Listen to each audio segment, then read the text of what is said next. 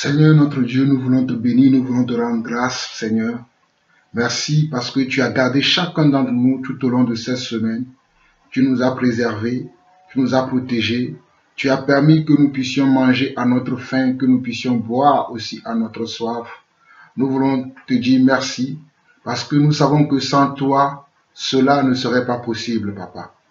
Éternel notre Dieu, je veux encore te bénir encore pour ce moment que tu me permets, Seigneur Dieu, de venir devant ta présence, Seigneur, pour implorer ta faveur, pour implorer, Seigneur Dieu, oh Papa, ton amour, afin que tu nous révèles, Seigneur Dieu, les secrets de ta parole, que tu nous éclaires, Seigneur Dieu, afin que nous puissions marcher dans tes voies. Éternel, puisque j'ai trouvé grâce à tes yeux, Éternel, je te prie maintenant de me bénir, de me donner, Seigneur Dieu, les mots justes, les mots qu'il faut, afin de parler comme toi, afin d'avoir des gestes comme toi, et que tout ce qui sortira de moi soit inspiré de toi et de toi seul, Papa. Je bénis mes frères à travers le monde entier, ceux qui vont écouter cet enseignement, ceux qui ont encore l'amour pour la vérité, ceux qui veulent, Seigneur Dieu, vivre la véritable foi. Seigneur, je prie également pour eux, afin, Seigneur Dieu, que tu leur donnes le courage et la persévérance, Seigneur Dieu, de continuer dans le chemin étroit, car nous sommes à la fin des temps et que les choses, Seigneur Dieu, vont de mal en pire. Je prie, Papa, que tous mes frères et sœurs à travers le monde puissent être encouragés, puissent être fortifiés, puissent être, Seigneur Dieu, oh Papa, attachés et accrochés à toi et à toi seul, au nom majestueux de notre Seigneur et notre Sauveur, Jésus-Christ. Merci, Père. À toi la gloire pour les siècles des siècles. Amen. Mes chers frères et sœurs à travers le monde, vous écoutez la voix de votre frère, le serviteur Jean-Paul Lawson. Pour tous ceux qui nous reçoivent par le biais de WhatsApp, vous savez que vous êtes avec votre frère, le serviteur Jean-Paul Lawson. Nous allons démarrer un nouveau enseignement aujourd'hui, un nouveau enseignement sur le salut. Nous allons parler du salut. Mais cet enseignement, je l'ai commencé aujourd'hui en vidéo, mais peut-être les prochaines parties, je ne le ferai pas en vidéo parce que j'ai remarqué que les gens, ils aiment aussi beaucoup plus les audios. Donc, je vais peut-être enregistrer les autres parties en audio ou peut-être aussi parce que des fois, il faut tout un logistique pour faire une vidéo. Donc, alors que pour faire un audio, c'est plus facile. Donc, voilà ce que je voulais vous annoncer et nous allons commencer. Nous allons entamer un nouveau enseignement aujourd'hui sur le salut. Le salut d'un enfant de Dieu. Nous allons commencer un enseignement sur le salut. Mes chers frères et sœurs, pourquoi je veux entamer cet enseignement sur le salut? Parce que j'ai remarqué aujourd'hui que beaucoup d'enfants de Dieu ne marchent plus selon les Écritures, ne marchent plus selon l'esprit, ne marchent plus selon la foi. Parce que la foi nécessite un style de vie. Je répète encore, la foi nécessite un style de vie. Je répète ces mots, la foi que nous professons, la foi à laquelle nous croyons nécessite un style de vie et une façon de faire. Mais aujourd'hui, à ma grande surprise, je vois que dans l'église, il n'y a plus ce style de vie qui correspond à la foi, qui va avec la foi. La foi a des manières de faire, a des façons de faire. Nous allons voir dans les Écritures. Et je veux entamer cet enseignement parce que je reçois souvent des questions. Et il y a 2 semaines de cela, il y a un frère qui m'a envoyé une question parce que j'ai publié une chanson de notre sœur Grâce qui a chanté que je vais jouer le même morceau à la fin de cet enseignement sur beaucoup d'appelés et peu d'élus. Dans la chanson, le message que la sœur véhicule, c'est qu'il y a beaucoup d'appelés et peu d'élus. Mais ce n'est pas le message de la sœur, c'est le message de notre Seigneur Jésus-Christ. C'est le message de Yeshua, le Messie, notre Dieu, qui a dit cela, qu'il y a beaucoup d'appelés, mais qu'il y a peu d'élus. Il y a beaucoup d'appelés. Beaucoup sont appelés à croire à Dieu, à accepter l'évangile de Jésus-Christ, à accepter la vérité. Mais il y en a peu qui gardent cette vérité. Il y en a peu qui acceptent cette vérité. Il y en a peu qui croient et qui marchent selon cette vérité, et ce sont ceux-là qui seront sauvés. C'est ce que la Bible déclare. Et j'ai eu un frère qui m'a dit non, le salut n'a rien à voir avec les œuvres. Que quand on veut parler du salut, on ne doit pas parler des œuvres. Parce que ce nouveau façon de comprendre l'écriture est venu il y a quelques années et continue à gangréner l'église, où les gens diminuent leur vie de sanctification, où les gens ne pratiquent même plus la sanctification, ne vivent même plus selon la foi, ne vivent même plus selon les Écritures, parce que pour eux, une fois que tu crois au Seigneur Jésus-Christ, peu importe la manière dont tu vis, tu seras sauvé. Je répète encore, selon les gens qui ont amené cet évangile-là, que si tu crois au Seigneur Jésus-Christ, peu importe la manière où tu vis, tu seras sauvé. Il y a même un pasteur ivoirien aujourd'hui qui est connu, qui est très populaire, qui enseigne même que tu peux aller même chez les prostituées. Tu peux aller même faire tout ce que tu veux, mais tu seras sauvé. Il a même déclaré dans l'un de ses enseignements que tu peux même mourir dans la chambre d'une prostituée, mais tu iras quand même au ciel. Nous allons voir ce que les Écritures disent par rapport à ces choses. Ce n'est pas moi qui vais décider, mais l'Écriture, la Bible, la parole de Dieu va nous éclairer sur le salut. Qu'est-ce que c'est que le salut? Est-ce que le salut, parce que je crois en Jésus, je vis de n'importe quelle manière que je vis, je serai sauvé? Ou quand je crois en Jésus, je dois avoir un style de vie? Est-ce que je dois avoir un style de vie parce que je crois au Seigneur Jésus? Ou bien je crois au Seigneur Jésus, mais je peux fréquenter qui je veux, je peux faire tout ce que je veux, mais puisque je crois, puisqu'on est sauvé pour une seule fois, on est sauvé pour toujours, je peux vivre comme je veux. Nous allons voir ce que les Écritures disent. Mais, je vais beaucoup parler dans le livre de Romains. Nous allons étudier le livre de Romains, parce que lorsque je parlais avec ce frère parlait beaucoup de l'apôtre Paul. Donc je vais parler il parlait beaucoup de l'apôtre Paul, et il parlait beaucoup du livre de Romains, et il parlait beaucoup de d'autres passages de l'apôtre Paul. Donc je vais parler aujourd'hui, je vais parler beaucoup, ou bien dans cet enseignement sur le salut, je vais beaucoup parler de l'apôtre Paul. Je vais parler également des livres que l'apôtre Paul a écrits, mais je vais beaucoup m'accentuer sur le livre de Romains, parce que beaucoup de ces pasteurs et beaucoup de ces frères et beaucoup de ces enseignants qui enseignent ces hérésies ne comprennent pas la pensée de Paul, ne comprennent pas ce que Paul a écrit dans le livre de Romains.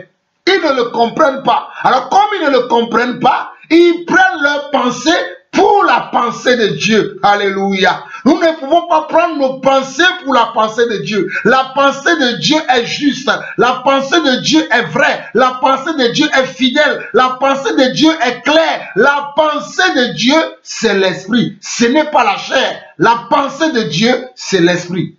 Et lorsque Paul parle dans le livre de Romains et dans les autres livres que Paul a écrits, il parlait poussé par l'esprit. Il enseignait poussé par la foi qu'il professe. Et moi aussi, je vais vous parler par la même foi que Paul professait, parce que nous avons une foi commune. Je vais aussi parler comme l'apôtre Paul aujourd'hui, pour fermer la bouche à tous ces faux enseignants, à toutes ces personnes qui égarent, les personnes qui sont mal affermies, qui égarent les nouveaux convertis, qui égarent ceux qui n'ont pas encore compris l'évangile vrai. Et je vais aussi fermer la bouche à ceux-là qui veulent vivre selon leurs pensées, qui veulent vivre selon la chair et qui prennent leur chair pour appui, pour tromper et pour changer la parole de Dieu. On ne peut pas changer la parole de Dieu. La parole de Dieu, elle est la même hier, aujourd'hui et éternellement. Elle ne change pas. Elle est la même chose. Elle signifie la même chose. Quand on croit au Seigneur Jésus-Christ, il y a des choses que nous devons pratiquer. Il y a une manière de vie que nous devons avoir. Il y a une manière de parler que nous devons avoir. Il y a un style vestimentaire que nous devons avoir. Il y a un style de parler de faits et gestes que nous devons avoir. Nous allons prendre les Écritures et nous, comme j'ai dit que nous allons parler beaucoup plus dans le livre de Romains, nous allons commencer, nous allons étudier tous les 16 chapitres du livre de Romains, puisque les gens là se basent sur ce livre-là pour fonder leur doctrine. Je vais détruire cette doctrine-là par le livre de Romains en tant qu'apôtre du Seigneur, car le Seigneur m'a fait grâce d'être un apôtre dans son église. Et je vais prendre le livre de Romains pour détruire toutes ces doctrines-là. Mais avant de commencer, si nous voulons parler du salut, le Seigneur Jésus a dit dans Matthieu chapitre 18 et a dit dans Luc chapitre 18 que quand je reviendrai, trouverai-je la foi sur la terre? Dans Luc chapitre 18, on va lire ça rapidement. Luc chapitre 18, le verset 8 dit ceci. Je vous le dis, il leur fera promptement justice. Mais quand le Fils de l'homme viendra, trouvera-t-il la foi sur la terre? Quand le Fils de l'homme viendra, trouvera-t-il la foi sur la terre? Quand le Fils de l'homme viendra, trouvera-t-il la foi sur la terre? Alors, qu'est-ce que c'est que la foi? Nous allons parler de ça. Parce que nous sommes sauvés par la foi. Nous sommes sauvés par la foi. Mais par quelle foi? Quel style de foi? Nous sommes sauvés par la foi. Mais quelle foi et quel style de foi? Nous allons en parler. Alléluia! Nous allons en parler afin que vous compreniez quand la Bible dit que nous sommes sauvés par la foi, qu'est-ce que la parole de Dieu veut dire réellement? Quand elle dit nous sommes sauvés par la foi. Amen. Nous continuons. Nous allons voir Actes chapitre 28. Je vais lire rapidement Actes chapitre 28, puisque je vous ai dit que je vais vous parler de Paul. C'est plutôt Actes chapitre 26. Nous allons lire du verset 18 au verset 20. Actes chapitre 26, verset 18 au verset 20. Non, je peux lire même à partir du verset 17. Actes chapitre 26, verset 17 au verset 20 dit ceci. J'étais choisi du milieu de ce peuple et du milieu des païens vers qui je t'envoie. Là, c'est Paul qui parle de comment Dieu s'est adressé à lui afin qu'il devienne serviteur de Dieu. Dieu s'est adressé à lui et Dieu lui a donné un message. Et ce message que Dieu a donné à Paul, Paul le dit ici. Regardez le message que Dieu a donné à Paul. Pas ce que les hommes racontent aujourd'hui. Pas ce que certains pasteurs racontent aujourd'hui. Mais regardez le message authentique de Dieu. Quel est le message que Dieu a donné à Paul?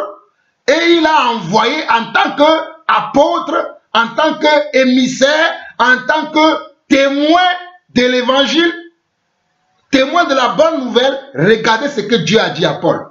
Il dit, j'étais choisi du milieu de ce peuple, c'est-à-dire parmi ses frères les juifs, et du milieu des païens vers qui je t'envoie. Je t'envoie vers tes frères les juifs et je t'envoie aussi vers les païens. Il continue. Afin que tu leur ouvres les yeux pour qu'ils passent des ténèbres à la lumière et de la puissance de Satan à Dieu. Afin que tu leur ouvres les yeux. Est-ce que Dieu parlait des yeux physiques, des yeux naturels? Non. Dieu parlait des yeux spirituels. Dieu parlait de leur entendement. Dieu ne parlait pas de la nature charnelle, mais il parlait de la nature spirituelle. Il parlait de leur entendement.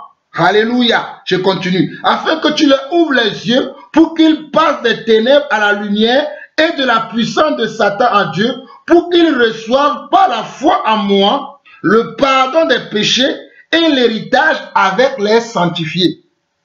Et il dit quoi? Pour qu'ils reçoivent par la foi en moi, vous regardez, pour qu'ils reçoivent par la foi en moi, c'est-à-dire en ayant foi en moi, en croyant en moi, en acceptant mes paroles, en acceptant ce que je leur donne comme objectif, comme but à poursuivre, ils auront le pardon des péchés et l'héritage avec les sanctifiés.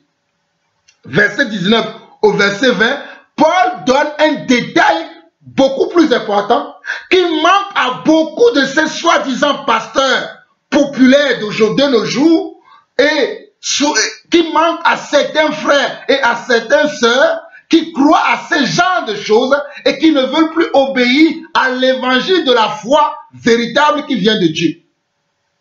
Certains frères, certaines sœurs qui aiment la vie charnelle, qui aiment la chair, qui aiment le péché, ne veulent plus obéir à la foi véritable.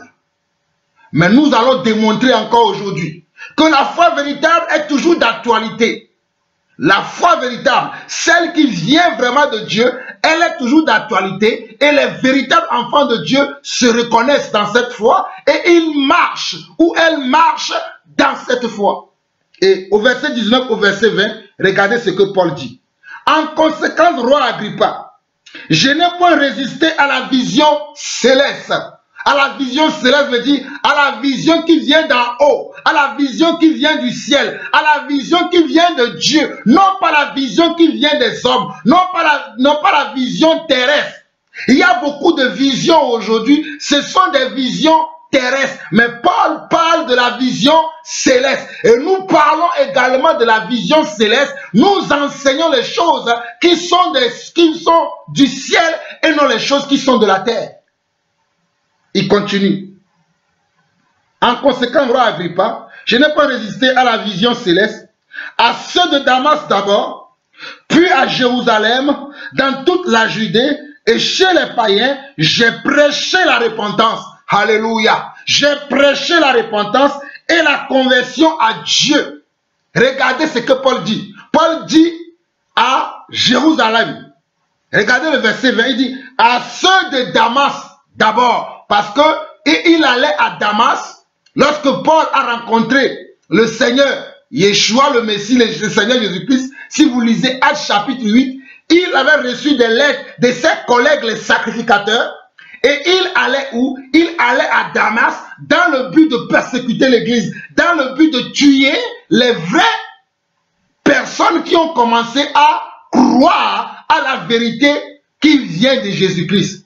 Et c'est en chemin faisant qu'il a rencontré le Seigneur. Voilà pourquoi il dit au verset 20, à ceux de Damas d'abord, puis à Jérusalem, puis il est revenu à Jérusalem, là où il est quitté pour aller à Damas, et chez les païens, et après il a été chez les païens, il dit, j'ai prêché la repentance. Il dit, j'ai prêché quoi? La repentance. Il dit, j'ai prêché la repentance. Il dit, j'ai prêché la repentance et la conversion à Dieu. Et la conversion à Dieu avec. Il dit, et la conversion à Dieu avec. Oh, je précise, la conversion à Dieu avec. La conversion. Et vous devez vous convertir. Vous devez vous appartenir maintenant à Dieu, mais il y a un et qui va avec, et il dit et avec la pratique d'œuvres dignes de la repentance, avec la pratique des œuvres dignes de la repentance, avec la pratique des œuvres dignes de la repentance. Mais c'est quoi ces œuvres dignes de la repentance? Nous allons en parler. Donc Paul a dit qu'il a prêché. Paul n'a pas dit simplement une fois, comme beaucoup d'entre vous, vous prétendez que c'est ce que Paul a dit et que vous dites aux gens que ce sont les gens qui ne comprennent pas les écritures de Paul. Nous allons voir réellement ce que Paul a dit. Mes chers frères et sœurs à travers le monde, serviteurs de Dieu, où que tu sois apôtre, prophète, évangéliste, pasteur et docteur, je m'adresse à vous aujourd'hui et que tu sois une servante, que tu sois un serviteur, que tu sois un frère, une sœur dans l'église, je m'adresse à vous également. Vous devez connaître les Écritures, vous devez connaître la pensée de Dieu et ne pas prendre vos pensées, votre culture, votre façon de voir les choses comme si c'était Dieu qui parlait. Non. Que l'homme soit menteur et que Dieu soit reconnu vrai. Voilà ce que Paul dit. Paul dit comment quand il a raconté le Seigneur, ce que le Seigneur lui a dit, et Paul a commencé à parler. Maintenant, il a dit, parce que nous sommes païens, et je vais commencer par le livre de Romains, parce que le livre de Romains s'adresse aux Romains, et les Romains ne sont pas juifs. Ce sont des païens. Donc, je vais commencer par le livre de Romains, pour que nous puissions voir qu'est-ce que Paul a dit. Qu'est-ce que Paul a dit comment? Aux Romains, qu'ils étaient des païens comme toi et moi. Les Romains n'étaient pas des Juifs autochtones.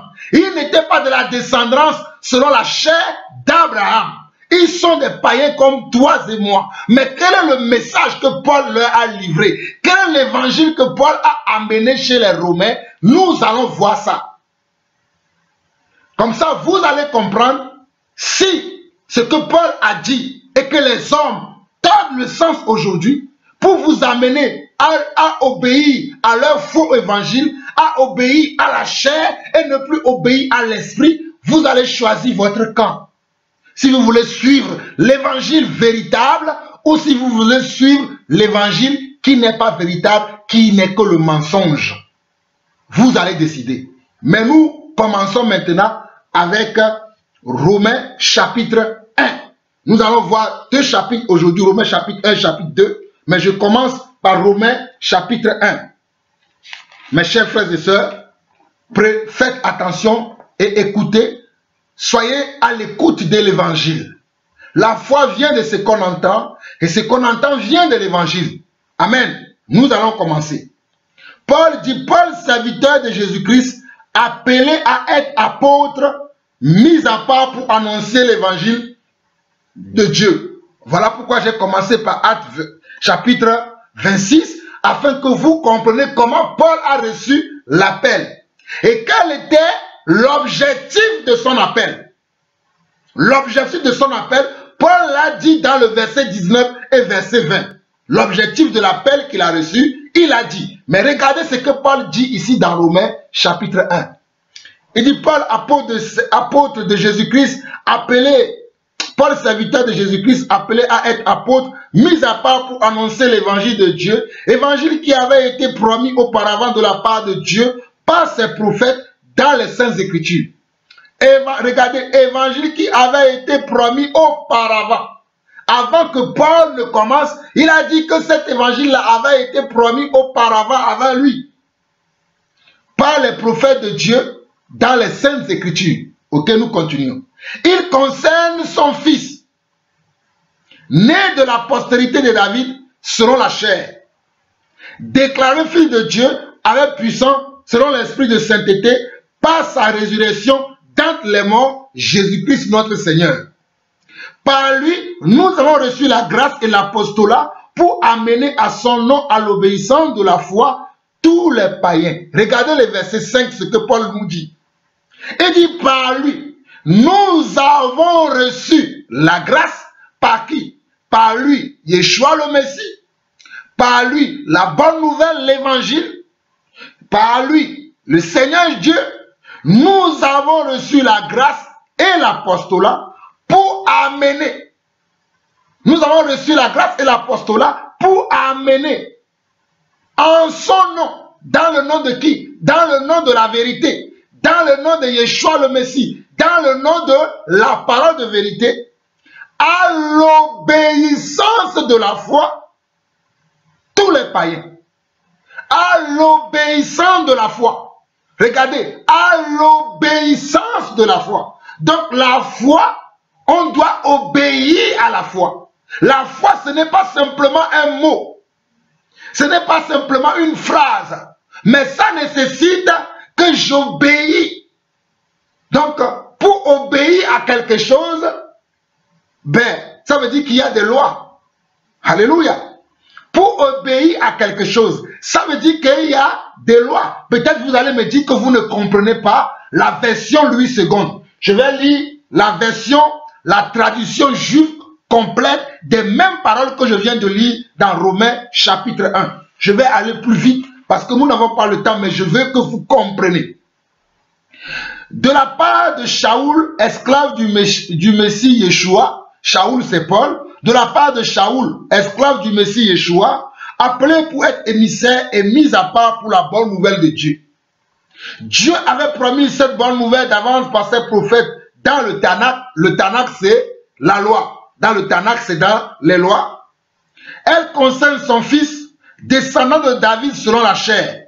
Il a été déclaré avec puissance fils de Dieu selon l'esprit et mis à part par sa résurrection d'entre les morts. C'est Yeshua le Messie, notre Seigneur. Par lui, regardez, par lui, verset 5, il dit par lui, nous avons reçu la grâce et la charge d'émissaire nous a été donnée afin que nous prêchions. Oh, alléluia! Afin que nous prêchions l'obéissance.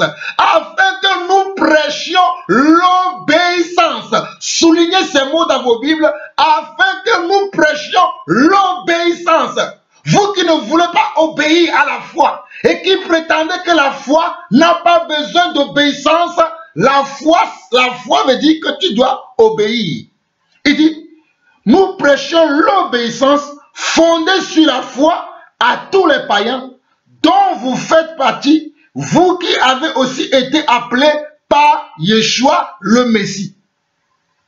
Paul a vu, oh alléluia, que les Romains ont été appelés comme lui aussi a été appelé. Mais comme ils sont appelés, il faut qu'ils comprennent ce à quoi ils sont destinés, ce à quoi ils doivent pratiquer, ce à quoi, ce qui sera leur objectif maintenant, il faut qu'ils le comprennent, il faut qu'ils le connaissent. Alors Paul va leur écrire pour leur parler de ce à quoi ils doivent prétendre maintenant.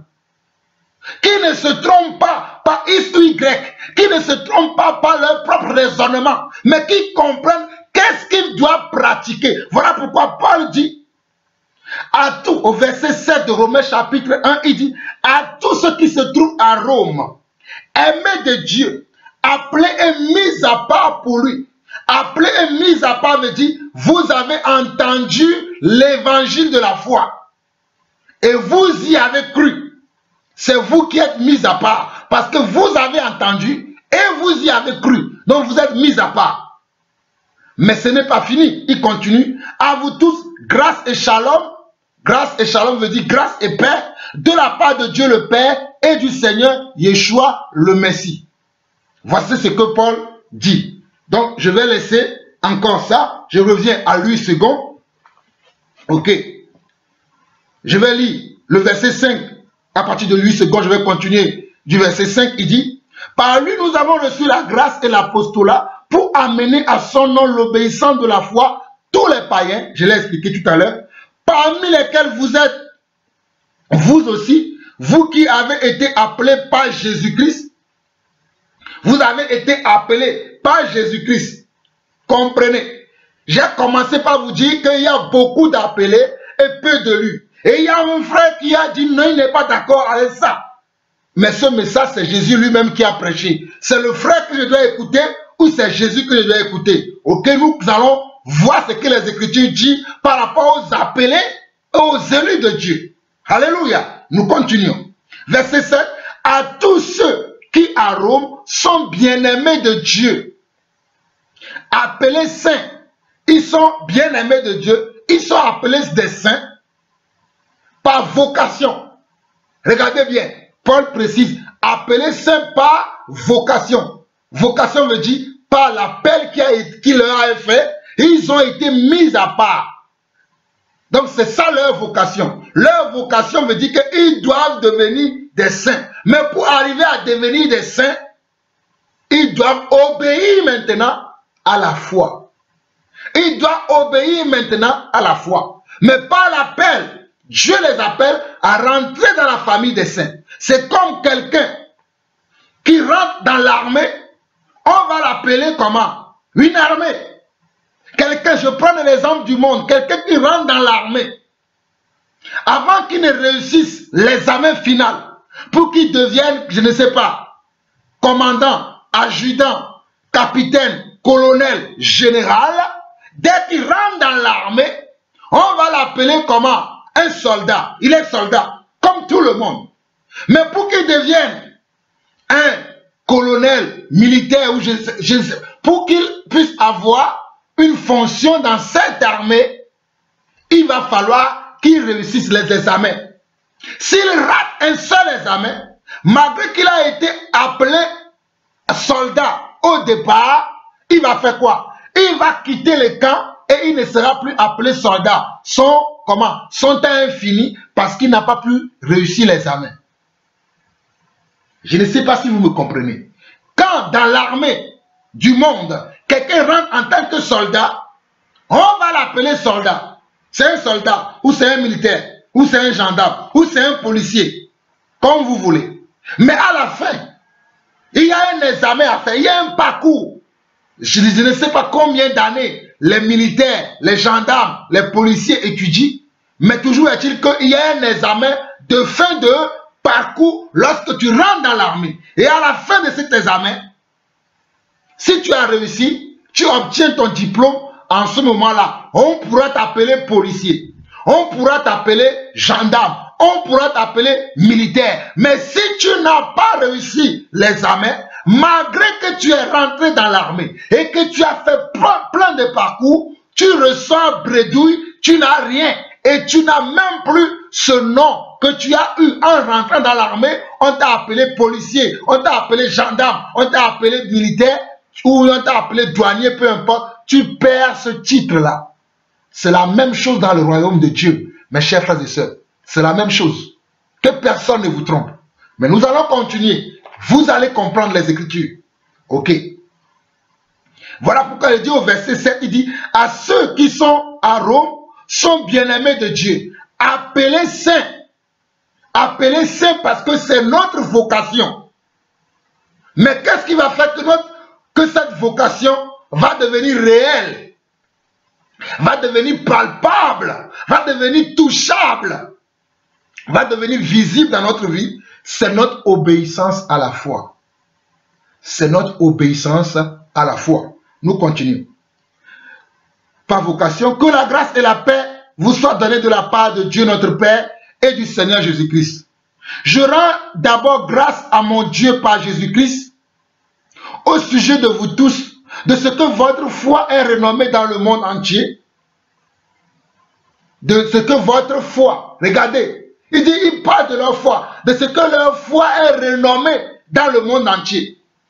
Si je veux croire certains de ces prédicateurs insensés qui enseignent ces choses que, une fois que tu es sauvé pour toujours, peu importe la vie que tu mènes, tu seras sauvé. Tu n'as pas besoin d'accompagner ta foi des œuvres de justice, des œuvres de repentance. Si je crois à ces personnes-là, comment Paul a pu voir leur foi? Puisqu'il dit, au verset 8, je rends d'abord grâce à mon Dieu par Jésus-Christ, au sujet de vous tous, de ce que votre foi est renommée dans le monde entier. Ça veut dire que la foi se manifeste par certains gestes, certains comportements, certaines attitudes. Pour que Paul dise c'est renommé. Puisque la foi doit être visible. La foi, ce ne sont pas que des mots, ce n'est pas que des paroles, c'est un style de vie. C'est une façon de faire, c'est une façon de penser. Alléluia. La foi, c'est même une façon de penser. Si vous ne le savez pas, la foi n'est pas simplement qu'un mot, c'est une façon de penser, c'est une façon d'agir, c'est une façon même de marcher.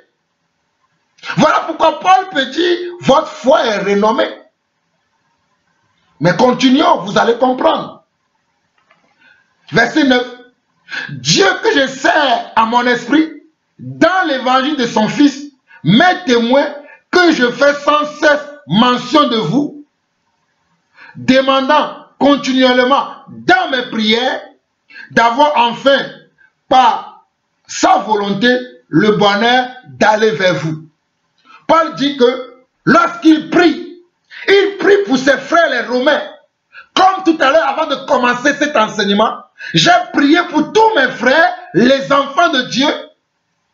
Parmi ces enfants de Dieu, il y a même des gens que je ne connais pas. Il y a des frères et sœurs que je connais, mais il y en a certains que je ne connais pas. Mais j'ai la ferme certitude que je ne suis pas le seul enfant de Dieu sur la terre, que nous sommes nombreux. Voilà pourquoi dans ma prière, ou bien dans mes prières, je fais mention de tous mes frères et sœurs et de tous les serviteurs et les servants de Dieu dans mes prières. Parce que je ne suis pas seul. Parce que je fais confiance aux Écritures. Je continue. Il dit, je fais mention de vous dans mes prières.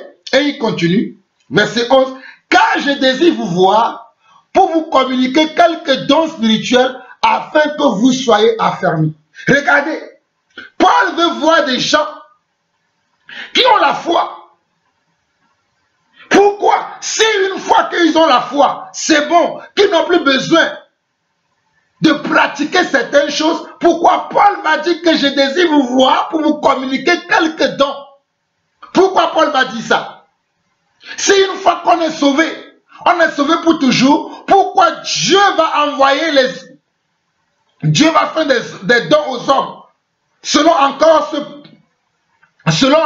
Paul, dans Éphésiens chapitre 4, à partir du verset 11, il va dire que Dieu a appelé les uns comme apôtres, les autres comme prophètes, les autres comme évangélistes, les autres comme pasteurs ou enseignants de la parole de Dieu. Pourquoi Dieu va faire ça? Si une fois que quelqu'un croit, c'est bon.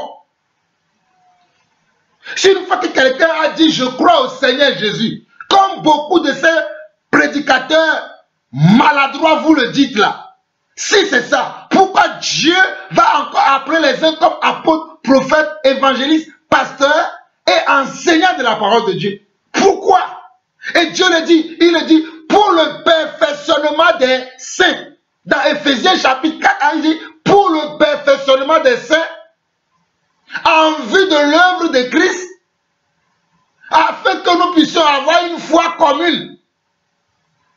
Il est dit dans Éphésiens chapitre 4, à partir du verset 11 jusqu'au verset 15, afin que nous ayons une foi commune. Voilà pourquoi Dieu a appelé les uns comme apôtres, prophètes, évangélistes, pasteurs et enseignants de la vérité, afin que nous devenions participants de la foi. Non pas que nous disons simplement dans la bouche que j'ai la foi, je suis sauvé. Non. Mais que nous puissions comprendre qu'est-ce que cela veut dire quand je dis que j'ai la foi. Quand je dis que je crois en Jésus-Christ, qu'est-ce que cela veut dire? En quoi cela m'engage? Voilà la vérité. Quand je dis que je suis enfant de Dieu, en quoi cela m'engage? Qu'est-ce que cela veut signifier? Qu'est-ce que je dois appliquer? Qu'est-ce que je dois comprendre? Qu'est-ce que je dois faire? C'est pourquoi j'ai voulu faire cet enseignement en vidéo, afin que vous voyez mes faits et gestes. En quoi cela m'engage? Quand je dis que je suis enfant de Dieu, quand je dis que je suis serviteur, servant de Dieu, en quoi cela m'engage? Est-ce que c'est juste des propos en l'air que je dois dire? Est-ce que je dois juste parler comme ça pour que quelqu'un sache aussi que moi aussi je parle? Ou bien je dois avoir autre chose? Ok, les Écritures vont nous éclairer. Nous continuons. Car je désire vous voir pour vous communiquer quelques dons spirituels afin que vous soyez affermis, ou plutôt afin que nous soyons encouragés. Si moi, je ne peux rien vous donner, peut-être moi je vais recueillir quelque chose de chez vous. Voilà ce que Paul dit. Il dit ou plutôt afin que nous soyons encouragés ensemble au milieu de vous par la foi qui nous est commune à vous et à moi. Par la foi qui vous est commune à vous les Romains et à moi Paul qui suis d'origine juive. À vous les Romains qui êtes des païens et à moi Paul qui suis d'origine juive, nous avons une foi commune. C'est-à-dire nous croyons à la même chose. Nous partageons la même foi. Ok, je continue. Verset 13. Je ne veux pas vous laisser ignorer. Regardez, je ne veux pas vous laisser ignorer, frère, que j'ai souvent formé le projet d'aller vous voir afin de recueillir quelques fruits parmi vous. Afin de recueillir quelques fruits, c'est-à-dire recueillir quelques fruits. Vous savez, le fruit c'est quoi? Ce sont les conséquences de notre foi. Quand quelqu'un croit en Dieu, il doit avoir comment des conséquences sur sa vie. Tu ne peux pas dire que tu crois en Dieu et qu'il n'y ait pas de conséquences. et qu'il n'y ait pas de fruits. Voilà pourquoi Paul parle de fruits. Si tu dis que tu crois en Jésus-Christ, tu dois avoir une conséquence sur ta vie. Parce que je crois en Jésus-Christ, il y a une conséquence, oh alléluia. Il y a des conséquences même sur ma vie. Même l'évangile que je prêche là, ce sont les conséquences de ma foi. Même la sagesse que je dégage, l'intelligence que je dégage, l'Esprit de Dieu sur moi, ce sont les conséquences de ma foi. Mais toi, tu dis que tu crois. Mais quel est le résultat de cette foi? Quelle est la conséquence? Oh, alléluia. Quand tu dis que tu crois, qu'est-ce que cela produit dans ta vie? Cela produit que de raconter à tout va. Je suis enfant de Dieu. Oh, hein, gloire à Dieu. Alléluia. Je suis serviteur de Dieu ou je suis servant de Dieu. Ou bien que tu allumes ta caméra et que tu parles, c'est fini.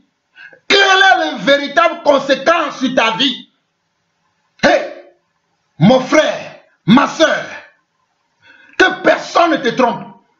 La foi, oh, Shandarabakeriba, Ikeremanaramasaya, Mandorobo Shekebratazake, la foi auquel tu dis que tu crois doit avoir une conséquence, doit avoir une conséquence sur ta vie, et même dans ta famille, et même dans ton entourage, les gens doivent voir cette foi, ils vont dire que celui-là, il est différent parce qu'il a quelque chose. Ce n'est pas simplement tu vas parler, tu vas vivre comme monsieur ou madame Y, tu vas être comme monsieur ou madame Y, mais tu dois être différent. Ta vie doit dire quelque chose. Ta vie doit dire quelque chose. Si ta vie ne dit rien, mais tu prétends que tu es enfant de Dieu, en tout cas, selon les Écritures, tu ne l'es pas. Et nous allons le voir. Si tu prétends dire que tu es enfant de Dieu parce que tu lis la Bible, parce que tu récites un peu la Bible, tu connais les paroles de la Bible, tu peux citer tous les versets, tu connais les versets par cœur, mais ta réelle vie, il n'y a aucune conséquence de ces versets bibliques sur ta vie. Il n'y a aucune conséquence. Oh, Shamaraba, Imatarabohoba, Rebekenda Maseke, Imantarabahoba. Hey, si Yoshondorobokoba, si la Bible, la parole de Dieu n'a aucune conséquence sur ta vie, hey, arrête. Il ne te sert à rien de continuer de dire que tu es enfant de Dieu. Parce que la Bible, oh, la parole de Dieu que nous prêchons, la parole de Dieu, la parole de Yeshua le Messie que nous prêchons, il a une conséquence sur notre vie, il a une conséquence sur notre vie, il a une conséquence sur notre famille et il nous change. Mais si toi, la parole de Dieu n'a aucune conséquence sur ta vie, hey, on t'a menti, Araba. On t'a menti. Parce que la foi doit avoir une conséquence. La foi doit avoir une conséquence. La foi doit avoir une conséquence. Ne te trompe pas. Que personne ne te trompe. On nous a beaucoup menti, on nous a beaucoup trompé, mais Dieu nous ouvre les yeux aujourd'hui. Et Dieu m'a amené dans l'église afin que j'ouvre les yeux à certaines personnes, afin que j'enseigne la vérité, afin que j'annonce la bonne nouvelle, pour ouvrir les yeux de tous les hommes qui sont encore dans le mensonge. Écoute et change.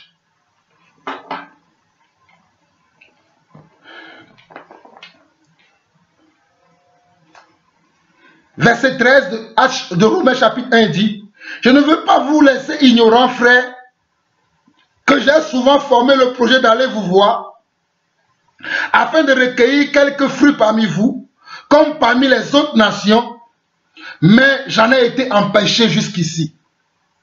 Je me dois aux Grecs et aux barbares, aux savants et aux ignorants.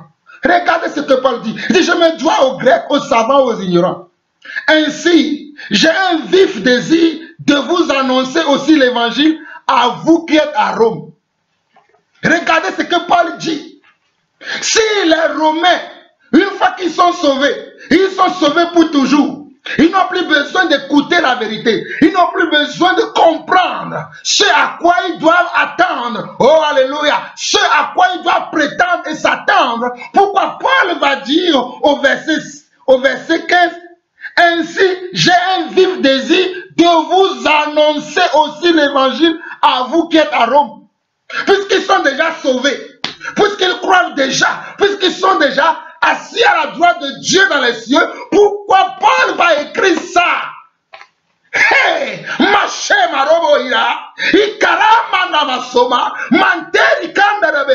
que personne ne vous dit autre chose. La foi vient de ce qu'on entend et ce qu'on entend vient de l'évangile de Christ. Pourquoi Paul va dire ça? C'est ce que j'essaie de vous montrer. Afin que vous compreniez ce qui tord le sens de ces écritures, afin de vous amener à marcher selon eux, à marcher selon la chair et à ne plus marcher dans la justice de Dieu, à ne plus marcher selon la vraie foi, celle qui a des conséquences sur notre vie. Ceux-là qui vous poussent à marcher comme eux, mais nous allons vous prêcher le contraire, afin que vous compreniez cela, qu'est-ce que cela implique quand je dis j'ai la foi. Ah, quand tu dis que tu as la foi, cela implique beaucoup de choses. Si tu ne le sais pas, mon frère, quand tu dis j'ai la foi, hey, c'est très dangereux de dire que j'ai la foi. Ce n'est pas juste un mot, comme je veux manger. Non, c'est très important. Quand tu dis j'ai la foi, on va voir ce que les Écritures disent. Je continue. Verset 16 au verset 17, il dit, car je n'ai point honte de l'évangile, oh, comme Jean-Paul Lawson n'a pas honte de l'évangile, c'est la puissance de Dieu pour le salut de quiconque croit, du juif premièrement, puis du grec.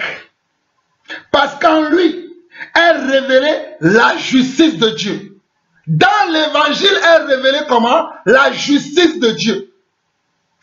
La justice de Dieu ne se révèle pas dans la bouche des hommes méchants que nous sommes, non.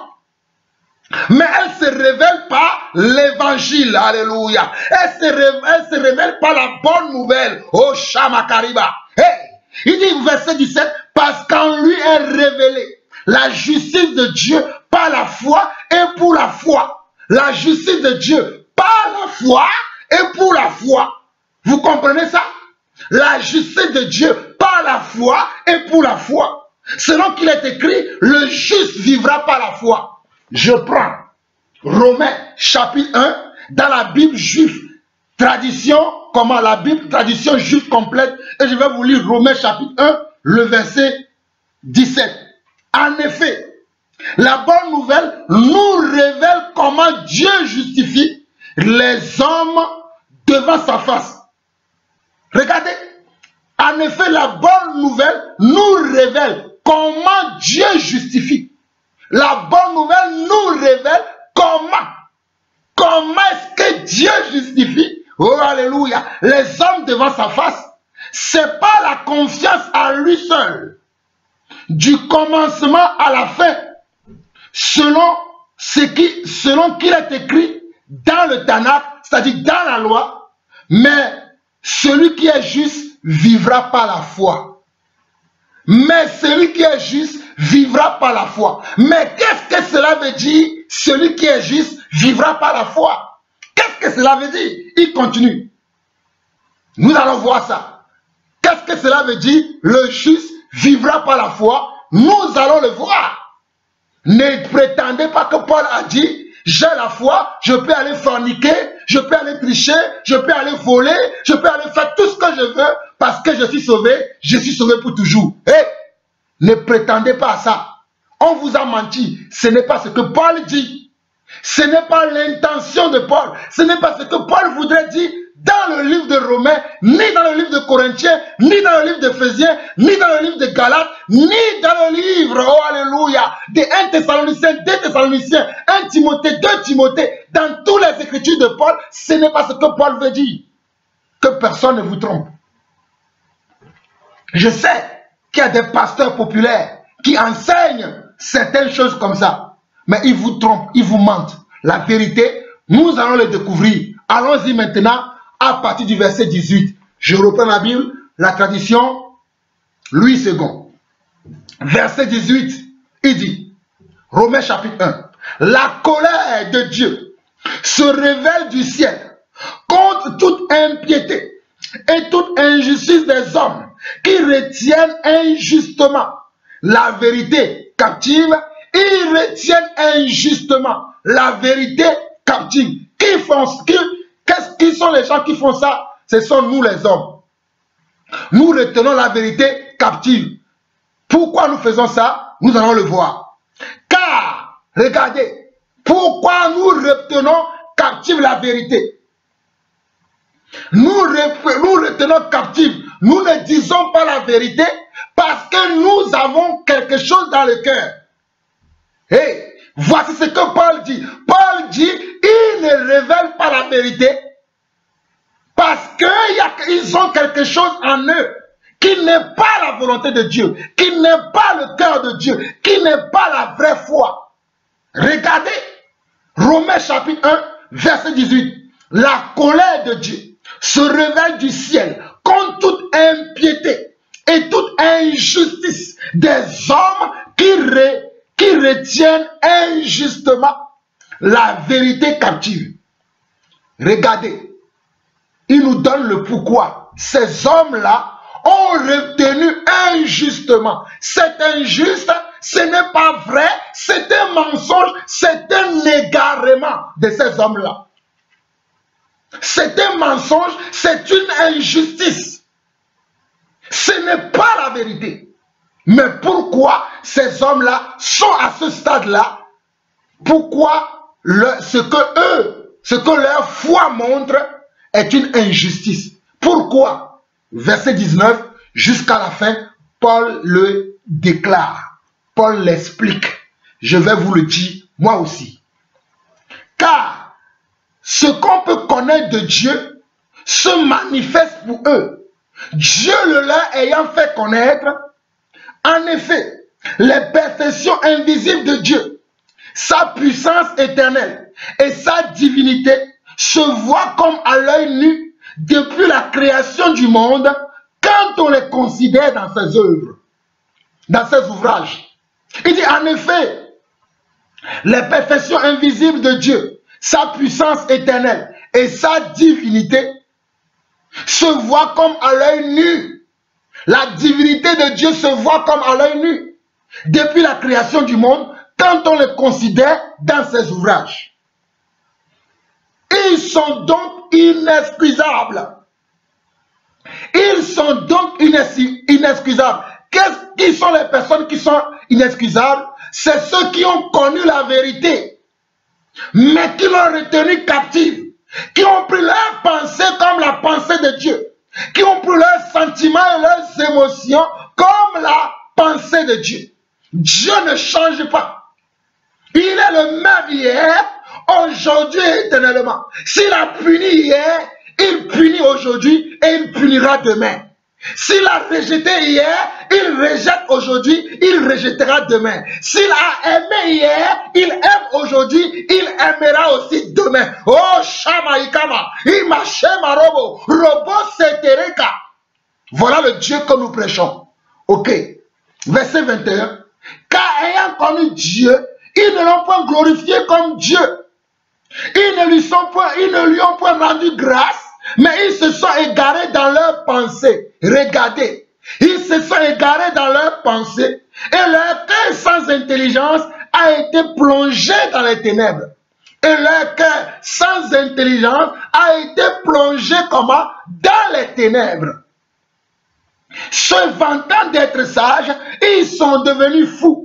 Et ils ont changé la gloire du Dieu incorruptible en image représentant l'homme corruptible, des oiseaux, des quadrupèdes et des reptiles.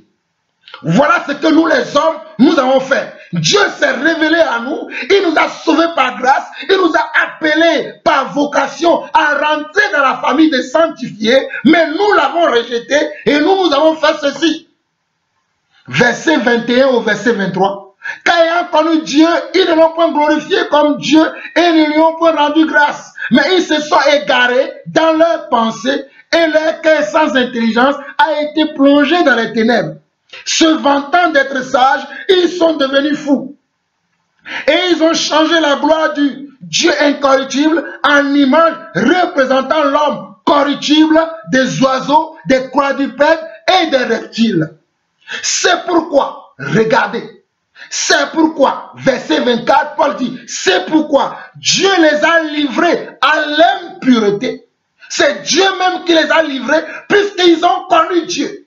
Ils ont vu les imperfections. Il dit, parce qu'au verset 20, les perfections invisibles de Dieu, sa puissance éternelle, sa divinité, se voient à l'œil nu. À l'œil, ça se voit. Tu sens que ça, il y a un Dieu derrière ça. Quand tu vois les arbres, quand tu vois la créature, quand tu vois tout ce qui se passe, tu sais qu'il y a un créateur derrière ces choses. Mais, au verset 21, à la fin du verset 20, il dit, ils sont donc inexcusables. Dieu ne va pas les excuser. Si Dieu n'excuse pas, Jean-Paul Lawson aussi n'excuse pas. Hey, écoutez-moi très bien. Si Dieu n'excuse pas, je n'excuse pas. Car, ayant connu Dieu, ils ne l'ont point glorifié comme Dieu et ne lui ont point rendu grâce. Mais ils se sont égarés dans leurs pensées et leur cœur sans intelligence a été plongé dans les ténèbres. Se vantant d'être sages, ils sont devenus fous. Et ils ont changé la gloire du Dieu incorruptible en image représentant l'homme corruptible, des oiseaux, des quadrupèdes et des reptiles. C'est pourquoi Dieu les a livrés à l'impureté. Regardez, c'est pourquoi Dieu les a livrés à l'impureté selon la convoitise de leur cœur. Regardez, tout est écrit. Verset 24 de Romains chapitre 1. Et c'est pourquoi Dieu les a livrés à l'impureté selon les convoitises de leur cœur. Ce pasteur qui vous prêche qu'un enfant de Dieu peut aller rencontrer une prostituée, peut aller avec une prostituée, même s'il meurt, ou bien si elle meurt dans la chambre du prostitué, elle ira quand même au ciel. Ça, c'est ce que lui a dans le cœur. C'est la convoitise de son cœur. Ce n'est pas la parole de Yeshua le Messie. Ce n'est pas la parole révélée de Yeshua, ça. Ça, c'est la convoitise de son cœur. Celui qui vous dit que oui, tu peux convoiter le mari d'autrui, la femme d'autrui. Tu peux convoiter les biens d'autrui, les biens de ta soeur, les biens. Tu peux l'envier, tu peux les jalouser. Et que même dans ta jalousie, tu iras au ciel. Il t'a menti. Il te trompe. Car Paul dira que les efféminés, les voleurs, les menteurs n'hériteront pas le ciel. Il a écrit ça à qui? Il a écrit ça aux Corinthiens. Il a dit les voleurs, les menteurs, toutes ces personnes-là n'hériteront pas le ciel. Tu ne peux pas dire que tu es enfant de Dieu et que tu demeures encore dans le mensonge. Nous allons voir toutes ces choses tout à l'heure. Nous continuons. Verset 24, il dit, c'est pourquoi Dieu les a livrés à l'impureté, selon les convoitises de leur cœur, ainsi ils déshonorent eux-mêmes leur propre corps. Ainsi, ils déshonorent eux-mêmes leur propre corps. Eux qui ont changé la vérité de Dieu en mensonge. Eux qui ont changé la vérité de Dieu en mensonge. Ce sont ces prédicateurs de nos jours, populaires, aimés par tout le monde, qui vous enseignent que vous pouvez faire ce que vous voulez de votre corps, que votre corps vous appartient. C'est faux. Votre corps est le temple de Dieu. Votre corps est la maison de Dieu. Votre corps est la demeure de Dieu. Et vous devez marcher comme Dieu. Parce que Dieu est venu sur la terre pour nous montrer un modèle à imiter. Voilà pourquoi Paul dira dans Philippiens chapitre 2, dans Philippiens chapitre 2, il dit, ayez en vous les sentiments qui étaient en Jésus-Christ. Ayez en vous les sentiments qui étaient en Yeshua le Messie. Existant en forme de Dieu, il n'a point regardé comment cela comme une proie arrachée. Mais il s'est humilié lui-même en obéissant jusqu'à l'obéissance à la mort. La foi nécessite une obéissance jusqu'à perdre son identité. Alléluia. Oh, Jean-Paul Lawson n'a plus d'identité. Certains me diront, c'est un Togolais. Certains me diront, c'est un Français. Je ne suis ni Togolais, ni Français. Je suis citoyen des cieux. Alléluia. Oh, Shamarikema. Je suis citoyen des cieux sur la face de la terre. Je suis ambassadeur du Seigneur. Je suis un membre actif dans l'église du Seigneur. Voilà pourquoi je suis en train de vous dire la vérité. Regardez. Verset 25 de Romains chapitre 1. Eux qui ont changé la vérité de Dieu en mensonge et qui ont adoré et servi la créature au lieu du Créateur qui est béni éternellement. Amen. Le Créateur est béni éternellement. Oh, le Créateur, Yeshua le Messie. Le Créateur, la parole. Le Créateur, le Dieu d'Abraham, d'Isaac et de Jacob. Oh, le Dieu d'Abraham, Avinu. Le Dieu d'Isaac, le Dieu de Jacob. Il est béni éternellement. Amen. Au lieu d'adorer ce Dieu, ils ont adoré la créature et ils ont adoré comment? Les bêtes. Verset 20, verset 26 plutôt.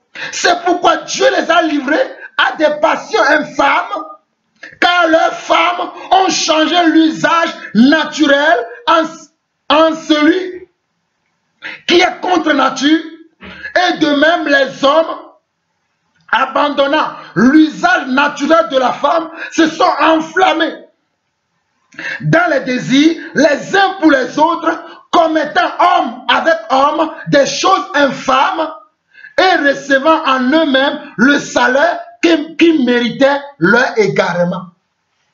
Regardez, aujourd'hui, les hommes vont avec les hommes, les femmes vont avec les femmes, et même dans l'église, ces choses existent, et les gens vont dire, Dieu est amour.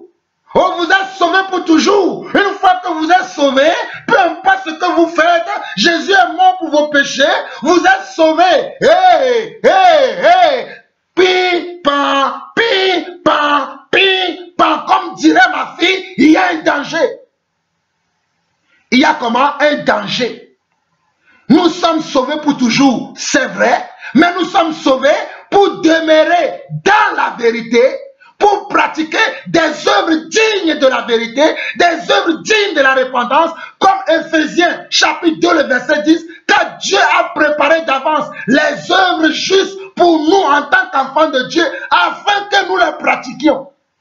Si tu ne pratiques pas les œuvres dignes de repentance, tu ne verras pas le Seigneur, malgré que tu crois que tu es sauvé pour toujours. Tu es bien appelé, mais tu ne seras pas parmi les élus parce que tu as raté ta vocation. Tu as raté ta vocation si tu ne marches pas dans la vérité, si ta vie, oh Shariba Kariba, et Shemaïba, oh papa, aide-moi à prêcher cet évangile pour lequel mes prédécesseurs ont perdu la vie. Seigneur, cet évangile pour lequel, oh Sharaba Kiriba, pour laquelle, oh, Shemaïba Santama, cet évangile pour lequel les gens ont perdu la vie, vous prenez ça comme si c'est... Oh Seigneur, Seigneur, Seigneur, Seigneur, Seigneur,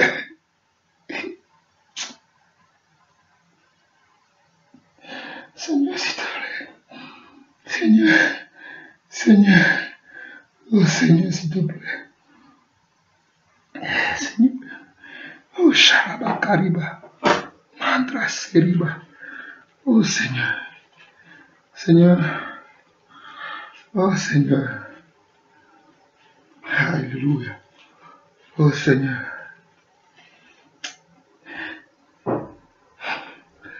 Comme je vous disais, cet évangile, les gens ont perdu la vie à cause de cela. Souvenez-vous d'Étienne, souvenez-vous de Jacques, souvenez-vous de notre Seigneur Jésus-Christ lui-même. Et vous prenez cet évangile à la légère. Vous prenez cet évangile comme si c'est... que personne ne vous trompe. L'évangile, c'est la vérité. L'évangile, c'est la vérité de Dieu. Ce que Dieu dit, il le fera certainement. Et Dieu dit, au verset 28.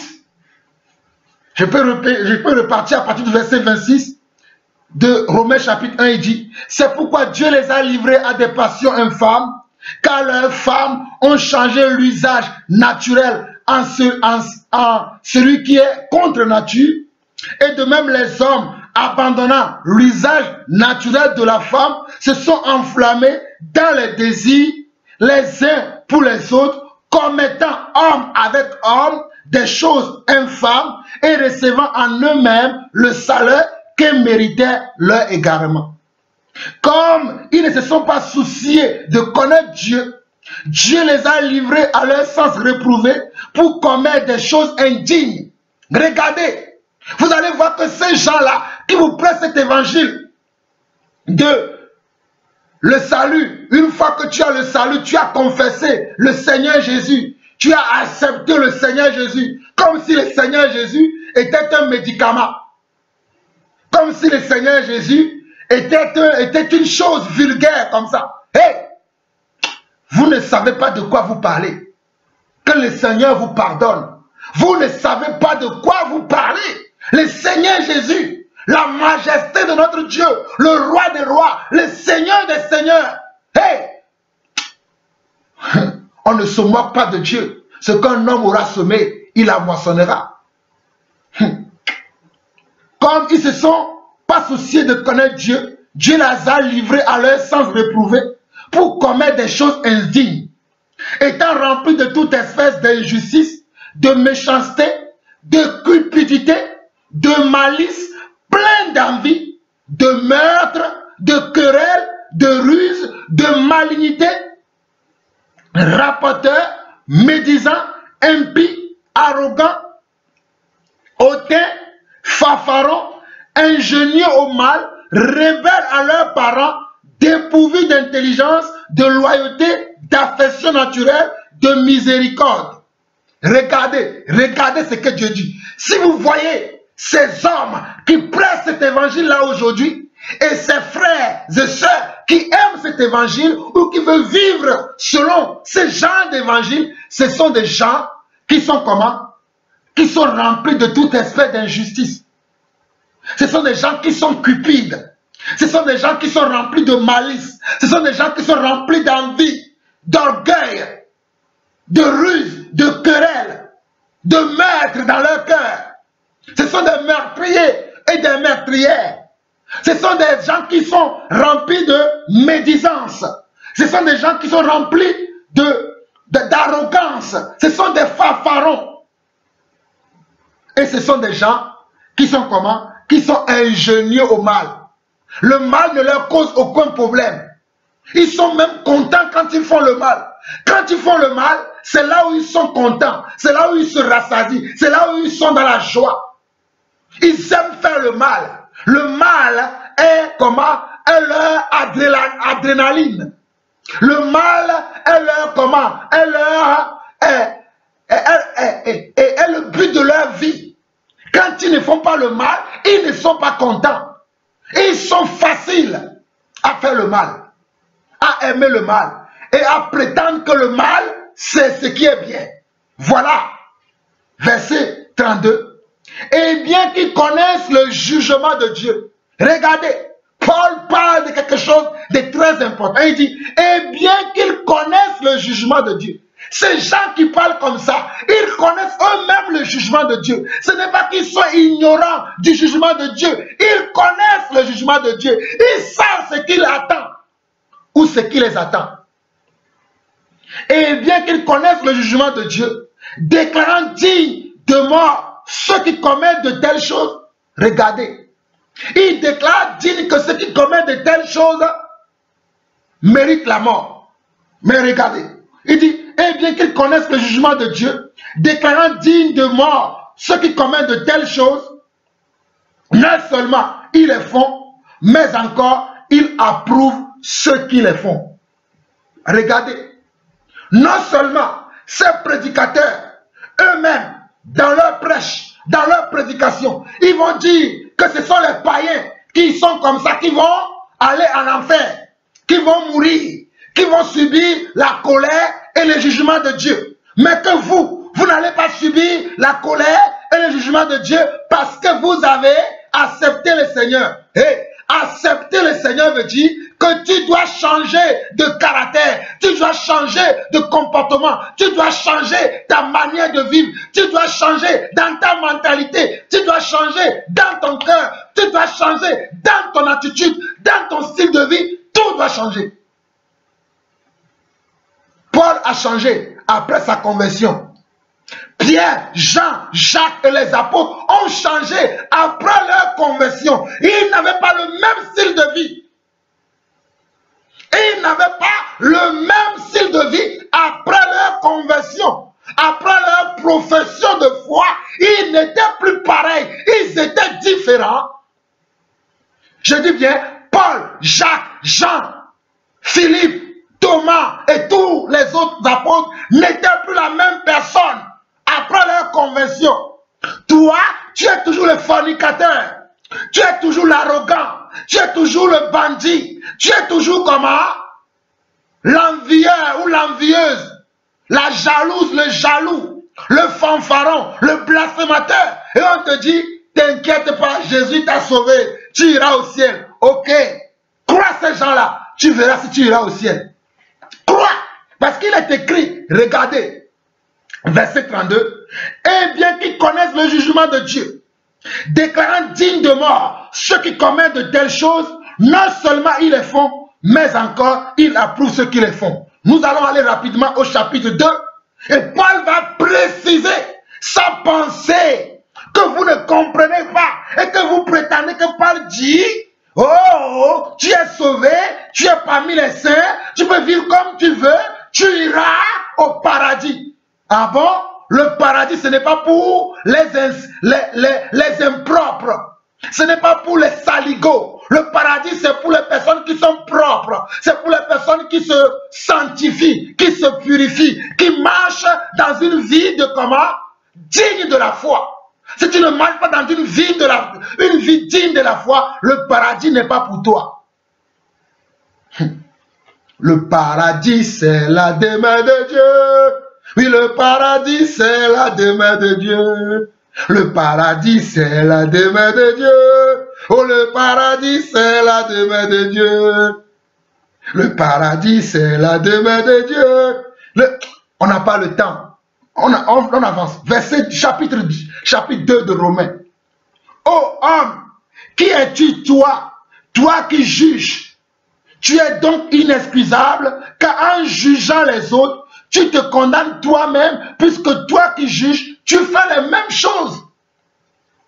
Regardez, il dit, ô homme. Les gens vont prendre ce passage pour dire, il est écrit qu'on ne doit plus juger. Ce n'est pas ce que Paul dit. Paul dit que si ta justice est injuste, tu seras aussi comment? Tu seras aussi comment? Ah ben voilà, on ne te fera pas cadeau non plus. Voilà ce que Paul dit. Il dit, oh homme, qui es-tu toi qui juge? Tu es donc inexcusable, puisque tu juges les autres. Mais ce que les autres font, tu le fais également. Comment moi qui est voleur, je vais aller juger les autres voleurs? Non. Pour juger les autres voleurs, il faut d'abord que moi-même, j'arrête de voler. Alors je serai qualifié pour parler des autres personnes. Mais si moi-même, je suis voleur et que je continue à parler des autres voleurs, on appelle ça l'hypocrisie. Et les hypocrites n'hériteront pas le royaume de Dieu. Si je suis encore jaloux, et je dis aux gens d'arrêter la jalousie, je suis un hypocrite. Et les hypocrites n'hériteront pas le royaume de Dieu. Voilà ce que Paul veut dire. Nous continuons. Ô homme, qui es-tu toi qui juge? Tu es donc inexcusable, car en jugeant les autres, tu te condamnes toi-même, puisque toi qui juges, tu fais les mêmes choses. Voilà la vraie pensée de Paul. Il dit, toi qui juges, tu fais les mêmes choses que les autres. Les autres que tu condamnes, les autres que tu juges, tu pratiques les mêmes œuvres comme eux. Mais tu n'es pas différent d'eux. Donc, tu subiras le même sort. Tu subiras la même destination. Verset 2. Nous savons en effet que le jugement de Dieu contre ceux qui commettent de telles choses est selon la vérité. Regardez le verset 2 de Romains chapitre 2. Nous savons en effet que le jugement de Dieu contre ceux qui commettent de telles choses est selon la vérité. Est selon comment? La vérité. La vérité, c'est ça. C'est ça. Et nous le savons. Il dit, et penses-tu ô homme qui juge ceux qui commettent de telles choses et qui les fait, que tu échapperas au jugement de Dieu? Il dit, toi qui dis, païens, repentez-vous de vos adultères, de vos fornications, de vos mensonges, de vos hypocrisies, de vos ceci, de vos cela. Mais toi, tu crois que tu seras comment? Épargné parce que tu as juste dit, j'ai confessé Jésus. J'ai dit un jour, Seigneur Jésus, je t'accepte comme mon Seigneur et mon Sauveur. J'ai reçu le baptême, j'ai été plongé, immergé dans l'eau, je suis sorti, je suis sauvé. Penses-tu que tu échapperas? Voilà ce que Paul dit. Il continue. Verset 4. Où méprises-tu les richesses de sa bonté, de sa patience et de sa longanimité, ne reconnaissant pas que la bonté de Dieu te pousse à la repentance? Ne reconnaissant pas que la bonté de Dieu te pousse à la repentance, à reconnaître que tu étais pécheur, à reconnaître que tu vis dans l'hypocrisie, à reconnaître que tu vis dans l'orgueil, à reconnaître que tu vis dans l'arrogance, à reconnaître que tu vis en aimant la chair. Verset 4 de Romains chapitre 2. Où méprises-tu les richesses de sa bonté, de sa patience et de sa longanimité, ne reconnaissant pas que la bonté de Dieu te pousse à la repentance? Verset 5. Mais par ton endurcissement et par ton cœur impénitent, tu t'amasses un trésor de colère pour le jour de la colère et de la manifestation du juste jugement de Dieu. Regardez, mais par ton endurcissement, il y a des gens qui écoutent cet évangile, mais ils ne veulent pas changer. Ils continuent à s'endurcir. Au jour le jour, ils s'endurcissent. Au jour le jour, ils pratiquent le mensonge. Au jour le jour, ils sont dans l'indifférence de ce que nous enseignons, de ce que nous révélons, de la vérité qui vient de Dieu. Ils ne veulent pas se soumettre à cette vérité. Ils veulent aimer leur chair. Ils veulent prendre leurs pensées, leurs émotions, leur culture, ce qu'ils voient autour d'eux, comme si c'était ça qui est la vérité. Mais ce ne sont pas ces choses qui constituent la vérité. La vérité sort de la bouche de Dieu, et ce que Dieu dit, c'est ça qui est la vérité, et c'est à cela que nous devons faire attention, mais pas aux interprétations mauvaises des hommes. Verset 5. Mais par ton endurcissement et par ton cœur impénitent, tu t'amasses un trésor de colère pour le jour de la colère et de la manifestation du juste jugement de Dieu, qui rendra à chacun selon ses œuvres. Il réserve la vie éternelle à ceux qui, par la persévérance, regardez le verset 7 de Romains chapitre 2. Il dit, il réserve la vie éternelle à ceux qui, par la persévérance, a bien fait. Voilà la vérité. À ceux qui, par la persévérance, a bien fait. Pourquoi toi tu veux me dire qu'une fois qu'on est sauvé, on est sauvé pour toujours parce que tu ne connais pas ce que Paul veut dire, ou bien peut-être tu connais, mais tu as tordu le sens parce que tu as des envies dans le cœur que tu veux prendre comme la parole de Dieu. Regardez, il est écrit, Romains 2, verset 7, il a réservé. Qui a réservé? Dieu. Qui a réservé? Jésus-Christ. Qui a réservé la parole? Qui a réservé l'esprit? Il dit, il a réservé la vie éternelle à ceux qui, par la persévérance, à bien faire, cherchent l'honneur, la gloire et l'immortalité, mais l'irritation et la colère à ceux qui, par esprit de dispute, l'esprit de dispute, sont rebelles à la vérité et obéissent à l'injustice. Regardez, Romains 2, verset 7 à 8 dit, il réserve la vie éternelle à ceux qui, par la persévérance à bien faire, cherchent l'honneur, la gloire et l'immortalité, Mais l'irritation, Dieu sera irrité contre vous. Mais l'irritation et la colère à ceux qui par esprit de dispute sont rebelles à la vérité et obéissent à l'injustice. Tribulation et angoisse sur toute âme d'homme qui fait le mal, sur le juif premièrement, puis sur le grec. Gloire et paix pour quiconque fait le bien, pour le juif premièrement, puis pour le grec. Regarde, le grec c'est le païen. Il dit, tribulation et angoisse sur tout homme qui fait le mal. Sur tout homme qui fait le mal, tout homme, que tu sois converti ou non converti, c'est sur tout homme que tombera la tribulation de Dieu. Il dit, tribulation et angoisse sur tout homme qui fait le mal, sur le juif premièrement, puis sur le grec. Le juif c'est les enfants d'Israël, la descendante d'Abraham. Puis après, sur le grec c'est qui? C'est nous les païens. Et il continue, gloire et paix pour quiconque fait le bien, pour le juif premièrement, puis pour le grec. Regardez, gloire et honneur et paix pour quiconque fait le bien, pour le juif premièrement, alléluia, pour les enfants d'Israël, les héritiers seront la promesse, la descendante d'Abraham, puis après sur nous, les païens, si nous faisons le bien, puisqu'il dit, Romains 2, verset 10, gloire, honneur et paix pour quiconque fait le bien. Il n'a pas dit qui fait le mal. Vous connaissez ce que c'est que le mal. Vous ne pouvez pas dire que vous ne connaissez pas le mal. Mais les Écritures vont nous parler encore de ce que c'est que le mal. Car, verset 11, car devant Dieu, il n'a point de favoritisme. Regardez, devant Dieu, il n'y aura pas de favoritisme. Dieu n'est pas comme nous les hommes. Dieu est un Dieu juste. Voilà pourquoi il dit, car devant Dieu, il n'y a point de favoritisme. Tous ceux qui ont péché sans la loi périront aussi sans la loi. Et tous ceux qui ont péché avec la loi seront jugés par la loi. Est-ce que vous avez pigé ça?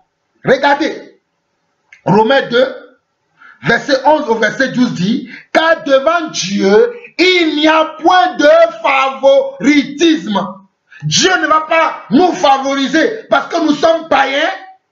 On a cru par la foi, c'est fini. Non, il n'y aura pas de favoritisme. Il y aura comment? Une justice d'équité devant Dieu. Dieu est équité. Dieu est équitable. Verset 12. Tous ceux qui ont péché sans la loi périront aussi sans la loi. Et tous ceux qui ont péché avec la loi seront jugés par la loi. Regardez, verset 13. Ce ne sont pas en effet ceux qui écoutent la loi qui sont justes devant Dieu. Ce n'est pas en effet ceux qui écoutent simplement la loi, ceux qui entendent simplement la parole de Dieu, ceux qui vont simplement à l'église. Ce n'est pas simplement eux qui seront comment? Qui sont justes, mais ce sont ceux qui la mettent en pratique qui seront justifiés. Regardez, verset 13 de Romains chapitre 2, ce ne sont pas en effet ceux qui écoutent la loi qui sont justes devant Dieu. La loi c'est quoi? C'est la parole de Dieu. La loi c'est quoi? C'est les commandements. La loi c'est quoi? C'est la vérité. Ce ne sont pas simplement ceux qui les écoutent, ceux qui les copient sur leurs statuts, Facebook, WhatsApp et autres. Non, mais c'est ceux qui les mettent en pratique.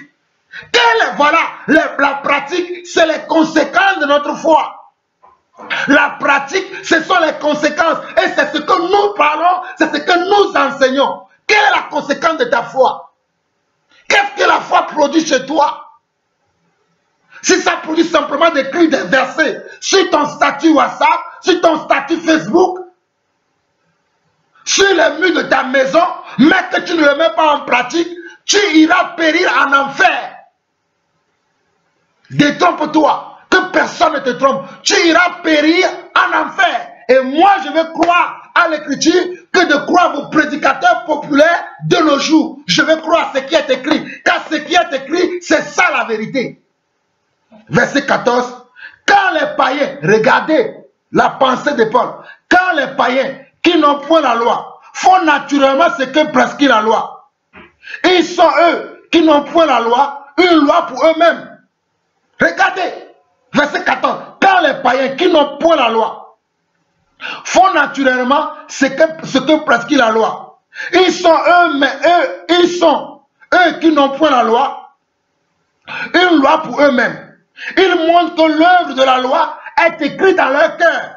Leur conscience en rendant témoignage et leur pensée s'accusant ou se défendant tour à tour. Regardez, verset 15 de Romains 2. Ils montrent que l'œuvre de la loi est écrite dans leur cœur, leur conscience en rendant témoignage et leur pensée s'accusant ou se défendant tour à tour. Verset 16. C'est ce qui paraîtrait au jour où, selon mon évangile, regardez, c'est ce qui paraîtra. C'est ce qui paraîtra au jour où, selon mon évangile, Dieu jugera par Jésus-Christ les actions secrètes des hommes. Dieu jugera par Jésus-Christ selon mon évangile, l'évangile que Paul prêche. Selon son évangile, il dit que Dieu jugera les actions secrètes des hommes. Quand un enfant de Dieu va aller voir une prostituée, elle le fait comment? Elle le fait secrètement. Elle le fait secrètement. Quand un enfant de Dieu va voler, elle le fait secrètement. Quand un enfant de Dieu va mentir, il le fait secrètement.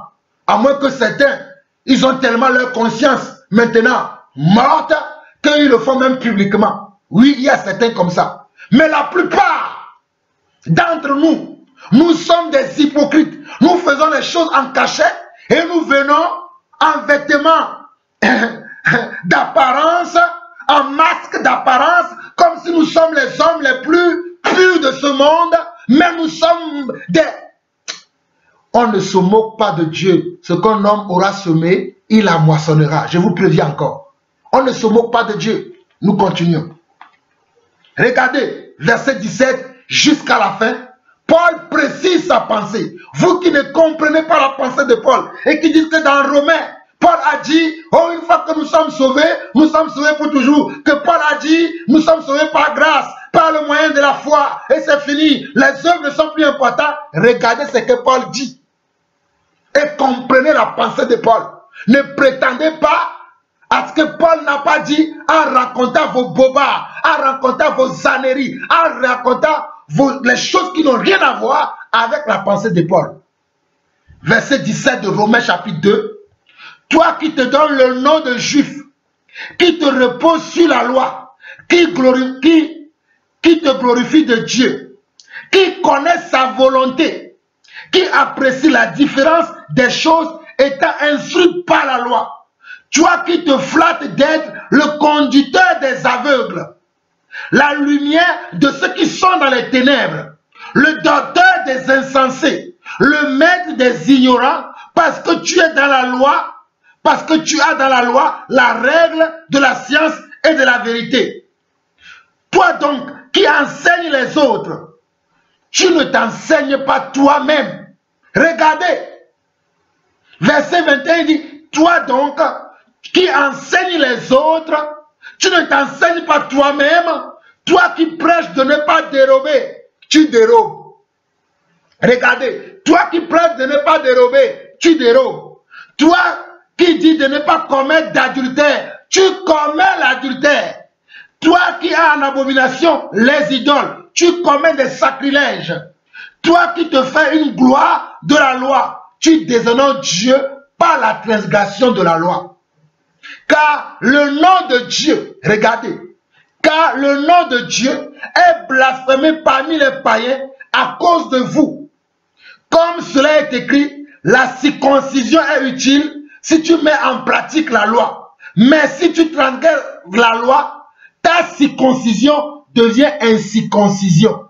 À l'époque de Moïse, à l'époque d'Abraham, dans l'ancienne alliance, la foi se manifestait par un signe extérieur. On te circoncisait. La foi se manifestait par comment? Un signe extérieur. La circoncision. Maintenant, la circoncision dans la grâce, c'est la circoncision de notre cœur. C'est la circoncision de nos mentalités. C'est la circoncision de nos pensées. C'est la circoncision de notre culture. C'est la circoncision de notre éducation. C'est la circoncision de nos valeurs. Voilà. Voilà pourquoi il dit, verset 25, la circoncision est utile si tu mets en pratique la loi.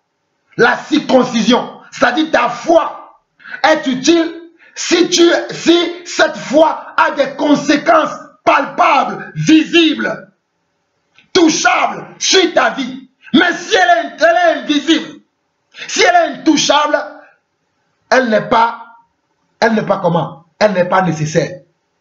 La circoncision est utile si tu mets en pratique la loi. Mais si tu transgresses la loi, la circoncision devient incirconcision. Si donc l'incirconcis observe les ordonnances de la loi, son incirconcision ne sera-t-elle pas tenue pour circoncision? Si la personne qui ne dit même pas qu'elle a la foi, qui ne fait pas comme toi, qui crie sur toi, j'ai la foi, je suis enfant de Dieu, mais tu vis comme un animal. Tu vis comme un animal. Mais quelqu'un qui ne fait pas ça, mais naturellement, il pratique les œuvres de la foi. Paul dit, mais son incirconcision, son manque de connaissance de Jésus, son manque de connaissance de Jésus, ne serait-elle pas justifiée pour lui? Et il continue. Verset 27. L'incirconcis de nature qui accomplit la loi, ne te condamnera-t-il pas, toi qui la transgresses, tout en ayant la lettre de la loi et la circoncision? Tout en ayant la lettre de la loi et la circoncision. Le juif, ce n'est pas celui qui a les apparences. Voilà, mes frères et sœurs. Le juif, ce n'est pas celui qui a les apparences. Et la circoncision, ce n'est pas celle qui est visible dans la chair. Alléluia.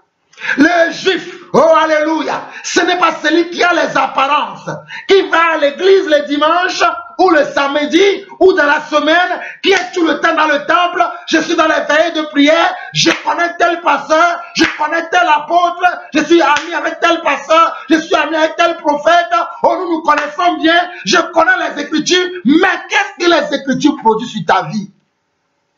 Qu'est-ce que l'apôtre produit dans ta vie? Qu'est-ce que le prophète produit dans ta vie? Oh, Sharama, Ikarama Santamaka. Hey, qu'est-ce que l'apôtre que tu connais? Que tu aimes te pavaner? Oh, je connais l'apôtre Jean-Paul Lawson. Jean-Paul Lawson, c'est mon ami. Nous nous parlons tous les jours. Hey, tu connais le style de vie de Jean-Paul Lawson? Oh, je connais Jésus-Christ. Jésus-Christ, c'est mon ami. Jésus-Christ, c'est ceci. Hey, tu connais le style de vie de Jésus?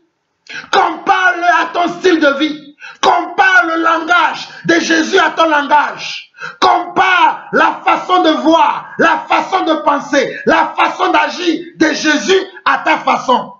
Tu verras que tu es loin de Jésus. Tu es loin de Jésus. Tu te trompes à toi-même. Je continue. Verset 28 au verset 29, il dit le juif, ce n'est pas celui qui a les apparences, et la circoncision, ce n'est pas celle qui est visible dans la chair. À se pavaner avec la parole de Dieu, à mettre des statuts bibliques sur sa page Facebook, sur son statut WhatsApp, dans les murs de sa maison, porter un t-shirt sur lequel c'est marqué Jésus. Ce n'est pas ça. Tu peux même porter un t-shirt sur lequel c'est marqué Yeshua le Messie, sur lequel c'est marqué la parole. Tu peux faire tout ce que tu veux selon l'apparence. Mais ce n'est pas ça. Le verset 29 nous éclaire. Verset 29 dit, mais le juif, c'est celui qui l'est intérieurement. Et la circoncision, c'est celle du cœur, selon l'esprit et non selon la lettre. La louange de ce juif ne vient pas des hommes, mais de Dieu. Regardez le verset 29. Mais le juif, c'est celui qui l'est intérieurement. C'est celui qui est intérieurement, dans son homme intérieur, c'est-à-dire dans son esprit, il a été changé, il a été travaillé, il a été corrigé, il a été éduqué. Et quand tu le vois extérieurement, il manifeste l'éducation qu'il a à l'intérieur de lui. Il manifeste la foi. Il manifeste l'amour de Dieu qu'il a à l'intérieur de lui. Nous allons finir avec Jacques, chapitre 2, rapidement. Jacques, chapitre 2. Nous allons lire du verset 14 au verset 26, rapidement. Jacques, chapitre 2, verset 14 au verset 26. Donnez-moi 10 minutes pour finir afin que vous compreniez ce que Paul dit.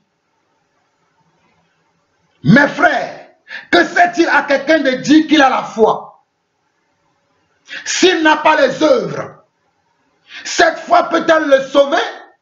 Nous sommes en train de parler de salut. Si nous parlons du salut, nous devons parler de la foi et des œuvres de la foi. Alléluia. Quand nous parlons du salut, nous devons parler de la foi et des œuvres de la foi. Nous ne pouvons pas parler du salut sans parler de la foi ni des œuvres de la foi. Voilà pourquoi Jacques, nous dira, Jacques 2, verset 14, mes frères, que sert-il à quelqu'un de dire qu'il a la foi s'il n'a pas les œuvres? Cette foi peut-elle le sauver? Une foi que tu dis que tu as, mais qui n'a pas des œuvres, Jacques te pose la question, est-ce qu'elle peut te sauver? Ok, il continue. Si un frère ou une sœur sont nus et manquent de la nourriture de chaque jour, et que l'un d'entre vous leur dit, allez en paix, chauffez-vous et rassasiez-vous, et que vous ne leur donnez pas ce qui est nécessaire au corps, à quoi cela sert-il? Tu dis que tu as la foi, mais tu as un frère à côté de toi, tu as peut-être une soeur à côté de toi, qui n'a pas de nourriture, qui n'a pas de vêtements, qui est dans un besoin pressant, un besoin que toi-même tu vois. Tu as les moyens de pouvoir à ce besoin-là. Tu as les moyens de pouvoir pallier, de pouvoir remédier à ces besoins. Mais tu n'as rien fait. Tu es resté dans l'indifférence. Tu n'as rien fait, mais tu dis que tu as la foi. Regardez ce que Jacques dit. Verset 17. Verset 16. Et que l'un d'entre vous leur dit, allez en paix, chauffez-vous et rassasiez-vous, et que vous ne leur donnez pas ce qui est nécessaire au corps, à quoi cela sert-il? À quoi ta foi te sert-il? Et il continue. Il en est ainsi de la foi. Si elle n'a pas les œuvres, elle est morte en elle-même. Si la foi n'a pas les œuvres, elle est morte en elle-même. Mais quelqu'un dira, toi tu as la foi et moi j'ai les œuvres. Il dit, quelqu'un dira, toi tu dis dans ta bouche, j'ai la foi, je suis enfant de Dieu. Je connais Dieu, Dieu me connaît, je suis enfant de Dieu, je suis chrétien, je suis disciple. Tu vas dire ça. Mais quelqu'un lui dira, voici mes œuvres. Il dit, verset 18, mais quelqu'un dira, toi tu as la foi, et moi j'ai les œuvres. Montre-moi ta foi sans les œuvres, et moi je te montrerai la foi par mes œuvres. Il dit, toi qui as simplement la parole dans la bouche, tu n'as pas les œuvres. Mais moi, par mes œuvres, je n'ai pas les paroles. Je n'ai pas assez de connaissances comme toi. Tu maîtrises tout dans la parole. Moi, par mes œuvres, je vais te montrer ma foi. Voilà la vérité. Il continue. Verset 19. Tu crois qu'il y a un seul Dieu, tu fais bien. Les démons le croient aussi et ils tremblent. Regarde. Tu crois qu'il y a un seul Dieu. C'est bien. Mais il dit les démons aussi croient. Mais eux, ils tremblent devant Dieu. Ils ont un respect pour Dieu. Ils obéissent à Dieu. Ils ont une crainte de Dieu. Mais pourquoi toi, tu n'as pas la crainte? C'est ça la pensée de Jacques. Verset 20. Veux-tu savoir, ô homme vain, que la foi sans les œuvres est inutile? Une foi sans les œuvres est inutile. La foi sans les œuvres est inutile. Une foi sans les œuvres est inutile. Et les œuvres, c'est quoi? C'est nos styles de vie. C'est nos comportements. C'est nos agissements. C'est nos agissements. C'est nos caractères. C'est nos façons de parler. C'est nos façons d'agir. C'est tout ce que nous faisons quotidiennement. C'est ça, le style de vie qui va être scruté par le Seigneur. Voilà pourquoi il y a beaucoup d'appelés et peu d'élus. Il y a beaucoup d'appelés et peu d'élus. Voilà pourquoi il y aura une séparation entre les appelés et les élus. Voilà pourquoi il y aura une séparation entre les brebis d'avec les boucs. Verset 21 au verset 26 de Jacques chapitre 2 où vous avez m'arrêter aujourd'hui. Où beaucoup de gens ne comprennent pas les Écritures. Ils tordent les sens des Écritures comme le frère qui m'a appelé. Il m'a dit qu'Abraham n'a rien fait. J'ai dit, hey, mon frère, attention. Il m'a dit qu'Abraham n'a rien fait. Parce que je connais aussi des hommes qui prétendent être dans la vérité et qui expliquent la parole de Dieu comme ça. Abraham n'a rien fait. Vous ne comprenez pas les Écritures. Il dit, verset 21 au verset 26, Abraham, notre père, ne fut-il pas justifié par les œuvres lorsqu'il offrit son fils Isaac sur l'autel? Regardez, Abraham, notre père, ne fut-il pas justifié par les œuvres lorsqu'il offrit son fils Isaac sur l'autel? Tu vois que la foi agissait avec ses œuvres et que par les œuvres, la foi fut rendue parfaite. Pour que la foi soit parfaite, il faut qu'elle soit accompagnée des œuvres de la foi. Voilà pourquoi dans Éphésiens, chapitre 2, le verset 10, Dieu a préparé d'avance les œuvres justes, les œuvres dignes de la foi, afin que vous et moi, qui prétendons que nous avons la foi, que nous puissions le mettre en pratique. Donc dans Jacques chapitre 2, le verset 21 au verset 26, il dit, Abraham, notre père, ne fut-il pas justifié par les œuvres lorsqu'il offrit son fils Isaac sur l'autel? Tu vois que la foi agissait avec ses œuvres et que par les œuvres, la foi fut rendue parfaite. Ainsi s'accomplit ce que Dieu dit. Ce que dit l'Écriture plutôt. Ainsi s'accomplit ce que dit l'Écriture. Abraham crut à Dieu et cela lui fut imputé à justice et il fut appelé ami de Dieu. Quand Abraham a cru à Dieu, il a accompli un geste. Il a eu un fait réel que Dieu a vu pour que Dieu sache que Abraham croit en lui. Abraham n'a pas dit simplement je crois, je crois. Dieu a dit à Abraham, quitte la maison de ton père. Abraham a entendu la voix de Dieu. Il a accompli des actes.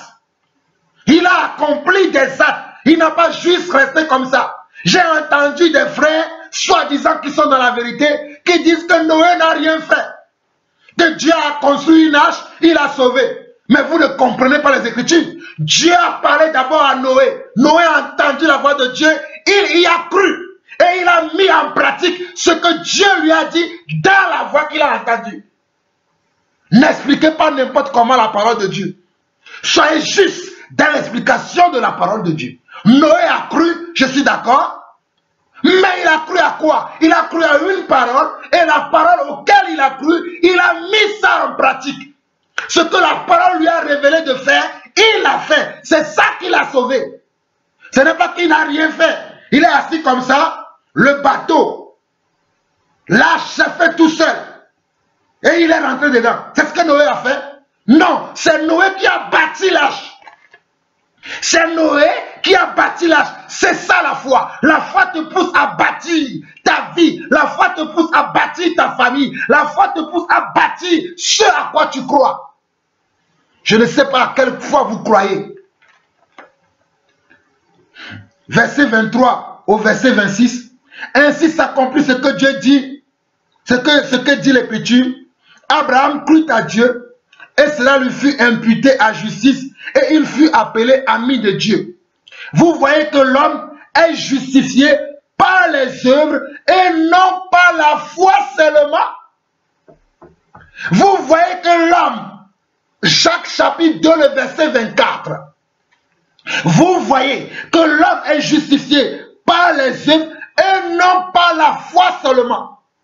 Le commencement du salut, c'est d'abord de croire. Tu crois d'abord, mais avec ta croyance qui passe par la foi, tu dois ajouter les œuvres dignes de la repentance. Voilà pourquoi Paul dira dans Actes 26, le verset 17 au verset 20, que nous avons lu, que j'ai prêché la repentance et les œuvres dignes de la repentance. J'ai prêché d'abord la repentance et les œuvres dignes de la repentance. Voilà la vérité. Voilà ce qui est juste. Voilà ce qui est clair. Il dit, Romains 2, verset 50, vous voyez que l'homme est justifié par les œuvres et non par la foi seulement. Rahab, la prostituée, ne fut-elle pas également justifiée? Regardez, Rahab, une prostituée, à l'époque, ne fut-elle pas justifiée par les œuvres lorsqu'elle reçut les messagers et qu'elle les fit partir par un autre chemin? Comme le corps sans esprit est mort, de même la foi sans les œuvres est morte. Comme le corps sans esprit est morte, de même la foi sans les œuvres est morte. Nous y reviendrons quand je vais reprendre la deuxième partie. Je reprendrai à partir de l'île de Jacques là pour vous expliquer vraiment, mais ceux qui sont vraiment dans la vérité comprennent déjà. Vous qui prenez, je reviendrai là-dessus parce que je ne veux pas prendre le temps. Cet enseignement que j'ai décidé de vous donner sur le salut, papa, moi, toutefois, que le Seigneur a mis dans mon cœur de vous écrire là-dessus, va nous faire du bien. Mais la foi sans les œuvres ne sauve pas. Il faut que notre foi soit accompagnée des œuvres dignes de la foi pour que le monde voit réellement que nous croyons que dans notre foi, il y a un style de vie, il y a une façon de faire, il y a des pensées qui viennent de Dieu, il y a des mentalités, il y a des façons de faire, il y a des agissements qui ne sont pas nos propres agissements, mais qui sont les agissements de Dieu. Alors c'est très important que vous écoutez vraiment ce cantique-là pour que vous puissiez faire attention à votre style de vie. Soyez bénis. Shalom. Il ne suffit pas d'être invité de la salle des noms. Plusieurs sentiront, le roi dira, il est mains, et j'étais dans les ténèbres du dehors. Oui, le festin est pour les intimes, épuiser les serviteurs fidèles, car beaucoup sont appelés, mais il y a que des vues, car beaucoup sont appelés, mais il y a que des vues. Puis le jour vient, ce sera le tri, ils vont seront séparés au feu la paille. Seigneur, Seigneur, plusieurs lui diront, mais éloignez-vous de moi. Jésus répondra, vous serviteurs de l'iniquité, je ne vous ai jamais connu. Oh, oh, oh, car beaucoup sont appelés, mais il y a que des élus, car beaucoup sont appelés, mais il y a que des élus. Oh, qui sont heureux, ceux qui écoutent la parole de Dieu et qui la gardent, souvent frappés, mais connus de Dieu, ils seront consolés là-haut pour l'éternité.